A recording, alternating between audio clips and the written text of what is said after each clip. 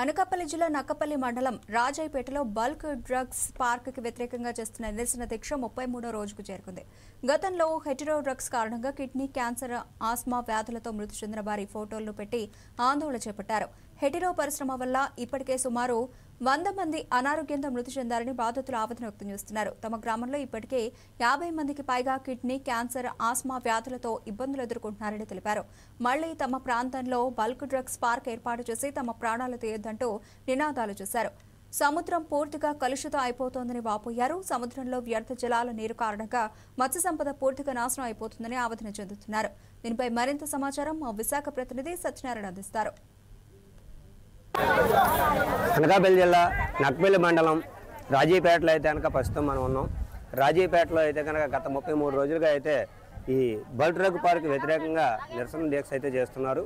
ఈ టెంట్ వద్ద అయితే కనుక ఆ దీక్ష చేస్తున్న వారందరిపైన కూడా ఈ గ్రామానికి అయితే పోలీసులు ఇప్పటికే చుట్టుముట్టడం జరిగింది. పోలీసుల వలయంలో రాజీపేట అయితే చిక్కుకుందని చెప్పుకోవాలి. ఈ రాజీపేటలో ఈ రోజు కార్యక్రమం అయితే కనుక గత హెటెరో పరిశ్రమ వచ్చిన దగ్గర నుంచి కూడా దాదాపు సుమారు 100 మంది పైన కిడ్నీ క్యాన్సర్ వ్యాధులతో చనిపోయారని చెప్పేసి వారు ఆవేదన వ్యక్తం చేస్తున్నారు.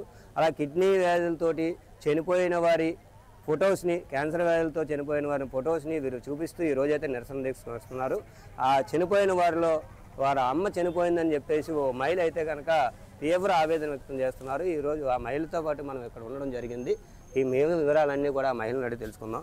ఏమ్మా, మీ అమ్మగారు ఎలా చనిపోయారు, ఎప్పుడు చనిపోయారు? హెటెరో కంపెనీ వాళ్ళు చనిపోయారండి. మా అమ్మ అయితే బాగా ఉండేదండి. హఠాత్తుగా లివర్ క్యాన్సర్ వచ్చేసి చనిపోయారండి మా అమ్మ.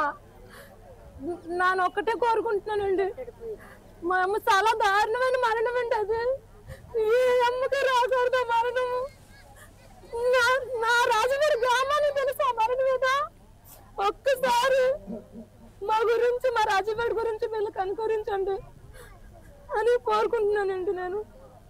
అమ్మా, ఎప్పుడు చనిపోయింది, ఏ వ్యాధితో చనిపోయింది, ఎందువల్ల చనిపోయింది?